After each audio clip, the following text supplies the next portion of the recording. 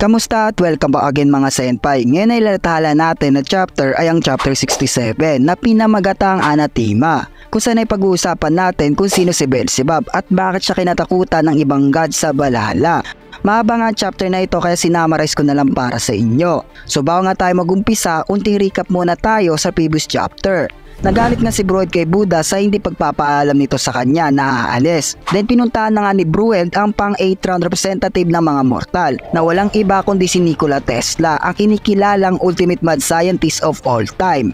Dahil sa mga invention niya na mga discovery sa tulong ng science. Ang pinartner nga ni Bruheld para kay Nikola ay si Gondol, ang pang-siyam sa nakakatandang magkapatid na Valkyrie. Naging matagumpay nga pag-transform ni Gondol bilang bulo ni Nikola. Tinawag nga itong super automation na hango sa technology dahil para itong robotic suit. Sa kabilang banda na may nagdeklara na rin ang Lord of Flies na si Beelzebub sa pagkakaroon nito ng interest na lumaban sa 8th round ng Ragnarok. Sinabi niya nga kay Hermes na siya na ang susunod na lalaban at dagdag pa ng Lord of Flies na sabihin ito sa Father of God na si Zeus para aware ito.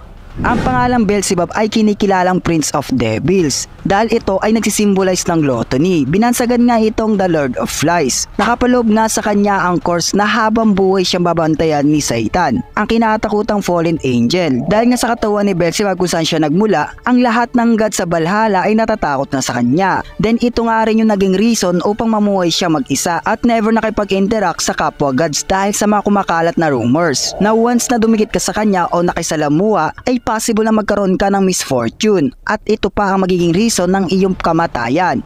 Ang course nga na ito ay tinatawag na anathema or in other word ay dislike. One day mayroong 3 binatang gods ang lumapit kay Beelzebub na nagngangalang Lucifer, Samael at Azazel. Nagkaroon nga sila ng interest kay Beelzebub dahil nakikita nila itong mag-isa palagi. Kaya't lumapit sila at inalok si Beelzebub na sumama upang pumunta ng Eden. Yung rason nga kung bakit gusto nila pumunta doon ay para manguha ng apple. Baling ito yung kinikilalang sinumpang prutas mga senpai na kinain nila Adam at Eva. Kaya sila naparusahan ng mga gods. Nung marinig nga ito ni Beelzebub ay nag-disagree nga siya dito. Hindi dahil sa pinagbabawal kumuha ng prutas na iyon, kundi nga daw ay delikado siyang gods dahil nakapaloob sa kanya ang curse ni Satan. Nung marinig nga ito ni Lucifer ay wala nga sa kanya ito. Yung patungkol kay Beelzebub, patuloy nga sa pagtanggi si Beelzebub until na sinabi ni Lucifer na gusto nila makipagkaibigan sa Lord of Flies. Nagulat nga si Beelzebub dito dahil hindi niya ay naakala na merong gods ang gusto siyang makasalamuha. Sa pangungulit nga ni Lucifer ay napapayag na nila si Beelzebub na sumama sa Eden. Makikita nga natin yung ibang kasama ni Lucifer na kinuha ang lahat ng bunga ng apple.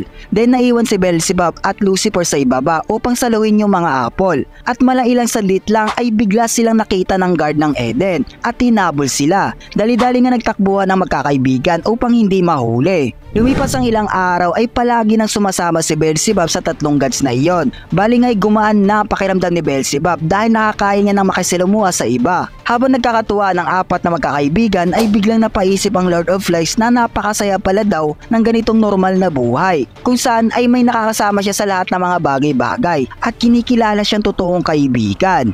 Sana nga daw ay panghabang buhay na ito. Sa pagpikit nga ni Beelzebub ng kanyang mga mata ay bigla niya itong binukas at nagtaka siya dahil magtatakip silim na. Kaya napaisip ito kung nakatulog ba siya habang nagkakasiyahan silang 4. Then ay na nga mga kaibigan ang trahedya magpapabago sa kamalayan ni Beelzebub. Nakita niya nga ang 3 na wala ng buhay at puno ito ng mga dugo. Nagulat nga si Beelzebub kung bakit minuntriyan nito ang parteng puso nila. Then biglang napaisip si Beelzebub about sa curse niya na magkakaroon nga daw ng misfortune ang lahat na makasalumuha ni Beelzebub at according pa dito nakakuha ni Satan ang puso ng mga biktima para tapusin. Nagtaka nga si Beelzebub kung still nag-i-exist pa rin daw si Satan sa era nila dahil para sa kanya mga kaibigan ay isa itong ancient monster na matagal nang nabubuhay. Kaya para kay Beelzebub ay kwentong barbero na lang ito. Pero this time ay nagkaroon na ng pruweba si Beelzebub na totoo ang kanyang curse. Kaya umiyak ito at nagsabing magre-revenge siya kay Satan dahil sa pagpaslang nito sa kanyang mga kaibigan.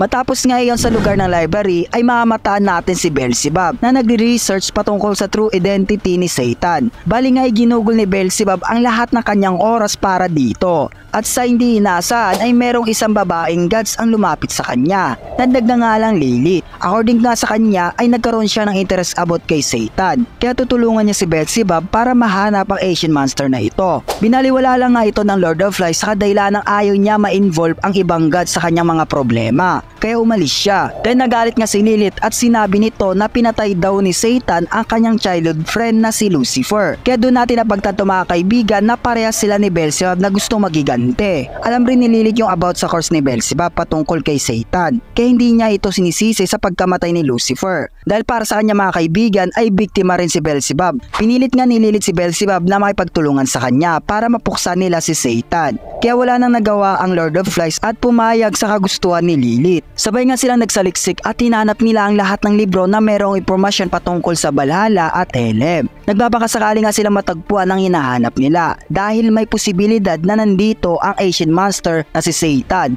Unang pinuntahan nga nila ang lugar ng Underworld o mas tinatawag na Helem. Kahit nga yung pinakailalim ng Helem ay napuntahan na rin nila. Pati ang buong sulok ng Valhalla, pero still nabigo pa rin silang mahanap si Satan. Hindi nga naging sapat ang lahat ng dokumentong nabasa nila para mapatunayan ang lokasyon nito. Sa sobrang pagod nga ni Beelzebub ay nakatulog ito at sa pagmulat ng kanyang mga mata ay namatayan niya si Satan na hawak-hawak ang kanyang tatlong kaibigan. Kung ating ilalarawan ang wangis ni Satan ay meron itong malaking pakpak na katulad sa paniki at mga sungay sa kanyang ulo. Ang mga kukungan nito ay mahaba at malahigante ang kanyang pangangatawan. Sinabi nga ni Satan na ang pag-ibig nga daw ay isang pagkamuhi. Unti-unti nga iniipit ni Satan ang mga kaibigan ni Beelzebub sa kanyang mga kamay. Winika nga ni Beelzebub na itigil ni Satan ang kanyang ginagawa, pero pinagpatuloy pa rin ito ng demonyo at winasak ang katawan ng tatlo. Nag-iwan nga nakataga si Satan na lahat daw ng lalapit sa kanya o mapapalapit ang kanyang kalooban ay mapapahamak sa kanyang mga kamay. Wala na nga nagawa si Beelzebub at naghagulgol na lang sa pag-iyak. Bigla nga nagising sa pagkakatulog si Beelzebub dahil ang lahat ng kanyang nakita ay isang panaginip lamang. Pero nagbigay ito ng pahiwatig sa ancient monster na pinagbabawalan niya si Beelzebub na makisilamuha sa iba dahil siya rin ang nagiging reason kung bakit napapatay ito ni Satan. Napansin nga ito ni Lilith kaya dali-dali niyang niyakap si Beelzebub. Nagkaroon nga ng katanungan si Beelzebub kung bakit nakipagkaibigan si Lucifer sa kanya. Para nga sa kanya mga kaibigan ay hindi sana magwawakas ang buhay ni Lucifer kung hindi niya nakilala si Beelzebub. Winika nga ni Lilith na si Lucifer ay mahalin tulad sa isang araw kung saan ay nagbibigay liwanag sa ibang tao na nakikilala niya. Dagdag pa daw na kinamumuhian ni Lucifer ang mga tao mag-isa lamang o yung malulungkot. Kaya ina-approach niya ito at kinakaibigan na same na ginawa niya kay Beelzebub. Niyakap nga ni Beelzebub si Lilith at nagsabing magre-revenge siya sa mga kaibigan nila. At dagdag pa dito na poprotektahan niya si Lilith. Nagbigay pasalamat nga si Beelzebub kay Lilith sa pagdamay nito sa kanya at mala ilang sandlit lang ay biglang nakaramdam ng pagkapungay ng mga mata si Beelzebub. Kaya ito yung naging dahilan ng pagkapikit na kanyang mga mata. Nakarinig nga si Beelzebub na tinawag ang kanyang pangalan. Kaya muli niyang binukas ang kanyang mga mata at nagulat na lang siya nang makita niyang tinusok niya si Lilith gamit ang kanyang mga kamay. Doon nga ay napagtanto ng Lord of Flies na hindi mismo si Satan ang dahilan ng pagpaslang ng mga malalapit sa kanya. Kung hindi ay siya mismo.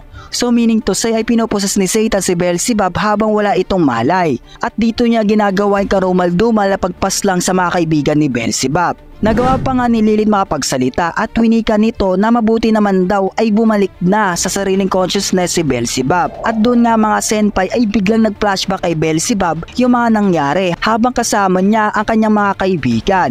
At doon niya rin na-realize na siya rin ang tumapos sa kanilang mga buhay. Tinawag nga itong demonic destrudo.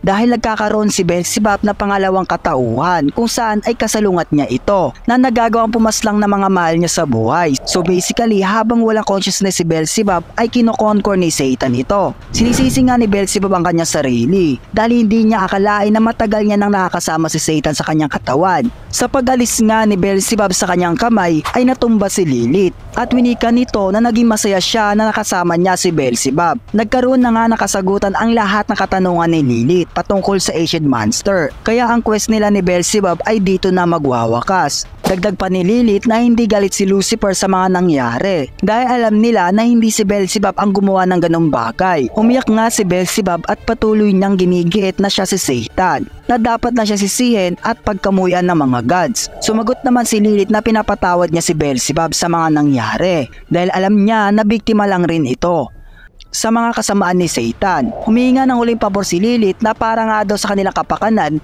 ay mabuhay ng matagal si Beelzebub. Kung mapapansin nga natin sa panel na ito, mga kaibigan, ay nagcast ng magic si Lilith para kay Beelzebub sa bandang dibdib nito bago siya malagutan ng hininga. Wala na nga nagawa ang Lord of Lies sa mga nangyari, kung hindi ay labas na lang ang lahat ng hinanakit at puot na nararamdaman niya. Matapos nga yung pangyayari ay muli tayong ibabalik sa present time, kung saan ay nangyayari yung Ragnarok. Mamataan nga natin si Beelzebub na nasa waiting room na nakaupo. Then kung mapapansin nga natin sa banda niyang dibdib ay nagkaroon ng tato. Baling ito yung ginas ni Lilith bago siya mamatay sa harap ni Beelzebub, na nagsasabing patuloy siyang mamuhay.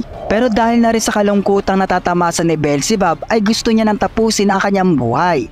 At dito magwawakas ang chapter 67 ng Record of Ragnarok. Dito nga natin nalaman mga kaibigan yung full backstory ni Beelzebub at bakit siya tinaguri ang The Curse Boy o The Lord of Lies. Dahil nga ito sa kagawa ng Asian monster na si Satan. By the way, please follow or subscribe kung nagustuhan nyo ang content na ito. Stay tuned lang dahil next natin i-upload ang chapter 68 ng Record of Ragnarok. Ayun lang mga senpai, paalam!